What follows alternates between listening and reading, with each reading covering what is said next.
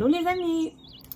On va maintenant découvrir un quatrième pays ensemble. Est-ce que tu te rappelles c'est quoi le pays qu'on va découvrir aujourd'hui? Je te donne un indice.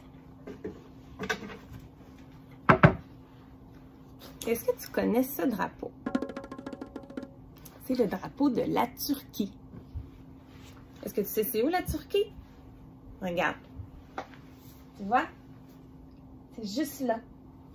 Il y a environ... C'est un peu petit pays. C'est le qui est en vert entouré. C'est un pays un peu plus petit que d'autres pays qu'on a regardé récemment. Il y a une grande majorité du pays qui est en Asie. Et il y a une petite parcelle du pays qui est en Europe.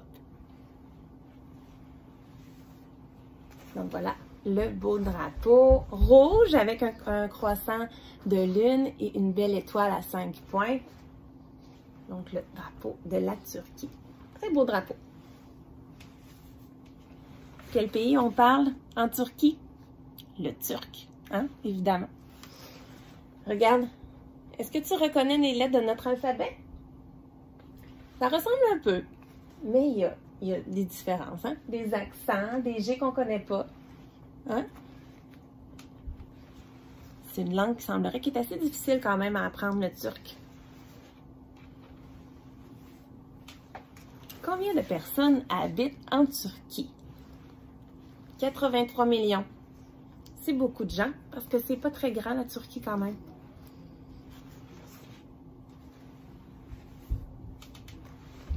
Ça, c'est une très belle ville. En fait, c'est la principale ville de Turquie. Ça s'appelle Istanbul. Regarde comme c'est beau. Les belles couleurs. Regarde, il y a l'eau. Les maisons sont très colorées. Istanbul, c'est une très vieille ville. Elle s'est appelée par d'autres noms avant. Il y a très longtemps, elle s'appelait Byzance dans les années 200, 300 ans. Et après, ça s'est appelé Constantinople parce qu'il y a eu des empereurs en Turquie et il y a un empereur qui s'appelait Constantin et il a appelé la ville en lien avec son nom. Donc, ça s'est appelé Constantinople longtemps et maintenant, ça s'appelle Istanbul. Donc, une très, très belle ville à découvrir si jamais tu visites la Turquie. La Turquie, une chose qui est importante à savoir, c'est que 80% de sa superficie est dans des zones tectoniques actives. Est-ce que tu sais c'est quoi une zone tectonique?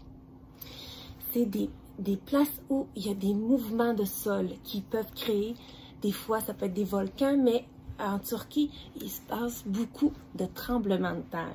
C'est triste parce qu'il y a des gens, des fois, qui meurent dans des gros tremblements de terre. Mais la Turquie, c'est une des places où il y en a beaucoup de tremblements de terre. Regarde, j'ai une image ici. Tu vois des dates, des moments où il y a eu des tremblements de terre. Il y en a très souvent. Donc, c'est très actif en Turquie, au niveau des plaques tectoniques. Une autre chose qui est intéressante à savoir, c'est que la Turquie est entourée d'eau. C'est pas une île, mais quand même, un peu une presqu'île, si on peut dire. Il y a la mer Noire au nord, ensuite, il y a la mer Égée à l'ouest et au sud, la mer Méditerranéenne. La Turquie, c'est pas tous les gens qui le savent, mais c'est une place très, très réputée pour les plages. Il semblerait que les plages du côté de la mer Égée sont dans les plus belles plages au monde. Regarde la belle couleur turquoise. Il y a beaucoup de gens qui vont là pour faire de la plongée sous-marine. Donc, pour les amoureux de soleil et de plage, la Turquie est une belle destination. Savais-tu ça? Moi, je ne savais pas avant de le découvrir. Une autre chose très intéressante en visitant la Turquie, c'est que la Turquie, c'est un très, très vieux pays. En fait, c'est un des pays qui est habité depuis le plus longtemps dans l'histoire de l'humanité. Et est-ce que tu connais l'archéologie?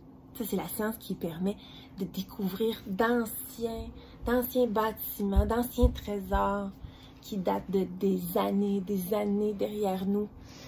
Il y a beaucoup de sites archéologiques en Turquie. Regarde, ça, c'en est un qui est très, très vieux. Il y a des sites extrêmement vieux, en fait, dans les plus vieux de la planète. Il y en a un qui a été découvert en Turquie qui date de près de 12 000 ans. C'est énorme ça, hein? Donc, c'est vraiment des belles choses à découvrir quand on visite la Turquie.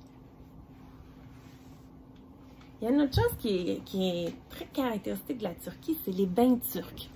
Est-ce que tu as déjà entendu parler des bains turcs? C'est quelque chose qui est rendu maintenant populaire. Ça s'appelle parfois un hammam. Est-ce que ça te dit quelque chose? Dans des instituts de beauté que tu es peut-être allé ou dans des spas, des fois, il y a ça, des bains turcs. C'est des bains qui sont... souvent, il y a 1, 2, 3 pièces avec des changements de température. Tu vas avoir une pièce très, très chaude à 50 degrés Celsius, 100% d'humidité. Tu vas avoir une autre pièce plus tempérée pour une tiède, pour se relaxer. Donc, ça fait partie de l'histoire de la Turquie. Il y avait les Romains qui utilisaient ces bains-là pour se détendre et aussi pour discuter entre eux. Donc, c'est pour ça que c'était des grands bains. À l'époque, les gens n'avaient pas tous des bains dans leur maison. Donc, ils allaient dans les bains qu'ils appelaient publics, donc les hammams, pour relaxer et discuter entre eux. Donc, c'était quelque chose de très social avant, le bain turc. Maintenant, c'est encore aujourd'hui populaire, mais plus pour le bien-être, pour aller se détendre dans des spas, souvent où il y a des hammams.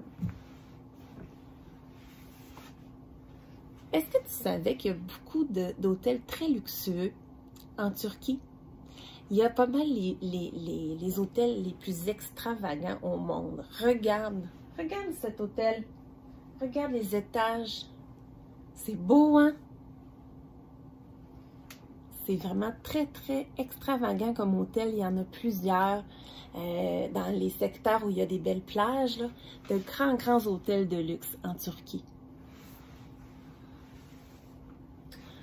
On ne peut pas parler de la Turquie aussi sans parler des tapis turcs. C'est beau, hein, les couleurs? Quand on va en Turquie, une des choses qu'on peut s'acheter, c'est un tapis.